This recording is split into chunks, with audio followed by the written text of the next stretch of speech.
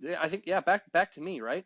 Since back to Grant for the told you so unit of the week. My I told you so team of the week is the Tennessee Titans. Coming into this year, I was not strong on them. I know Tannehill can't play anymore. Besides D-Hop, they have no weapons. Their offensive line is porous. Derrick Henry had 20 yards rushing. When you have 20 yards rushing for that team, it's a guaranteed loss. Tannehill, I wrote it down. He went 15 to 24 for 104 yards. 4.2 yards. That is a Josh Rosen stat line right there. That is a Josh Rosen stat line, but still that might be a new segment we should do with quarterbacks, is the Josh Rosen stat line of the week. But you know what? It's still better than what the Iowa Hawkeyes produce, so I'm not going to talk about quarterback play there. It's also interesting to me about the Titans. Spears, or whatever his name is, had over double the snaps than Derrick Henry, but only had 4 carries. Yeah. So what the hell? Yeah, and then also he had negative receiving yards. I don't know if he had a couple screen passes that went awry, but their third round pick got it Tulane. I don't think they know what they're doing with them. And they let some older pieces on their defense go. You give up 27 points in the rain to a Cleveland team who looked lost. I thought without Nick Chubb they were going to be lost forever. The Titans, they're just kind of flat, and like I said, I don't trust them, guys. And Tannehill's not the answer. You have Malik Willis, and then Will Levis. What are they going to do there? No skilled players outside of D-Hop. I think it's going to be a tough year in Nashville. Mm-hmm.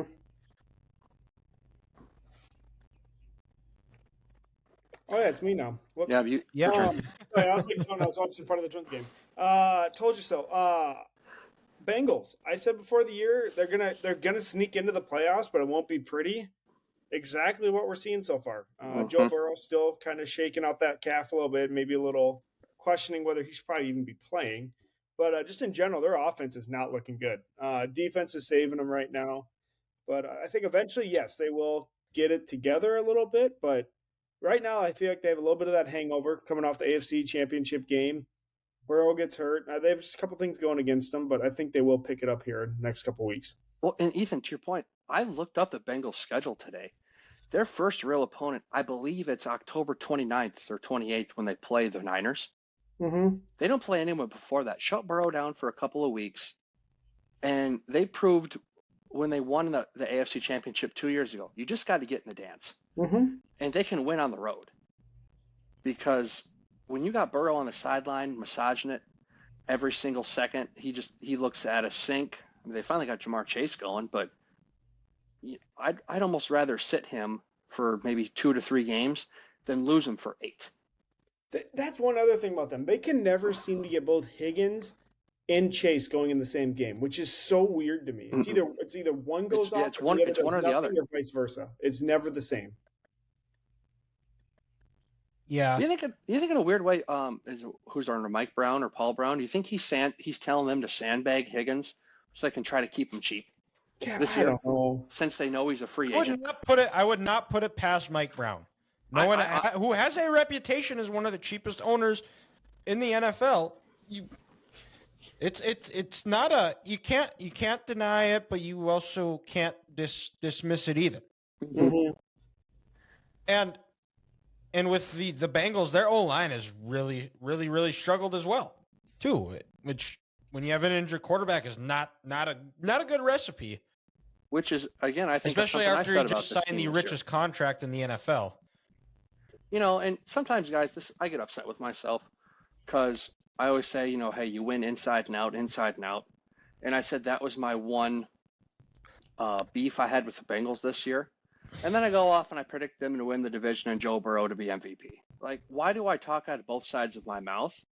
Or is it just some unconscious thing I have for the Bengals where I tried to do like reverse psychology? Can anyone answer that? Probably more than reverse psychology. You're just getting lucky while doing it. Okay, thank you. And the other part, too, is the AFC North is going to be a division that's going to beat each other up really a lot. So, I mean, I wouldn't be shocked if the team that wins it is 10-7, 10-7, 11-6, 9-8. It's going to be an absolute slobber knocker of a division as the season rolls on, and call me crazy, guys, and we get into December and January. With the way the rest of the AFC looks at the current moment, which is not good, you could get 2 to 3 AFC North teams in there because they're all going to be around, like you said, Dylan, that 9-8 to 11-6 mark. And even though they're going to beat the hell out of each other, they might all sneak in. Yeah, that would be the first time all four teams from a division sneak into the playoffs. And let's table the NFL talk and go down to the college ranks as we recap Dylan, week 4 in Dylan, did you give your last team? Oh, yeah, you're right. I did not give my team. We all knew they were frauds. No, you zip it there, or I'll zip it for you. I'd like to see you try. Buddy. It's pretty hard to do from 800, 700 miles away. Oh, is it, huh? Yeah. I have that power. So my told you so unit is the Jets' offensive line. Now, Aaron Rodgers goes down four snaps into the season. It was a question mark coming into the year, was the Jets' offensive line. And Aaron Rodgers getting hurt, yes, it was unfortunate that it happened 4 snaps in, but it wasn't a matter of if Aaron Rodgers was going to get hurt by the Jets' offensive line. It was a matter of when. And right now they cannot protect anybody, and they're a disaster. They keep rotating guys. There's no continuity. Mekhi Becton is a bust. Dwayne Brown is old. He's on IR. And he's on IR. Mm-hmm. And it's just not looking good. Zach Wilson is not a good quarterback either, but it also doesn't help when the guy is running for his life and he has to do a double spin move to try to get out of it. Well, and that team, guys, is about to implode. Mm-hmm. Because you have one good skill player last year in Garrett Wilson, and then you bring in, my guy, McCole Hardman, who had a great first 2 years in Kansas City and kind of tailed off after that. So maybe you could say that was the Andy Reid effect while he got him the ball.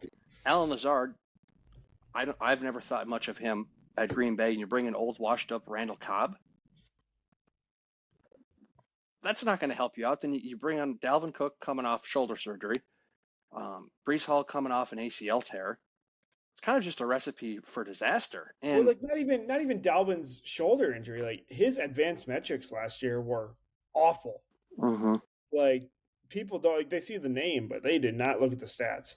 Well, yeah, they're looking at 2019 Dalvin Cook, not 2022. And after playing 3 years at Florida State and 6 years in the NFL, you're going to slow down. Mm-hmm. And then I saw a stat this morning, guys.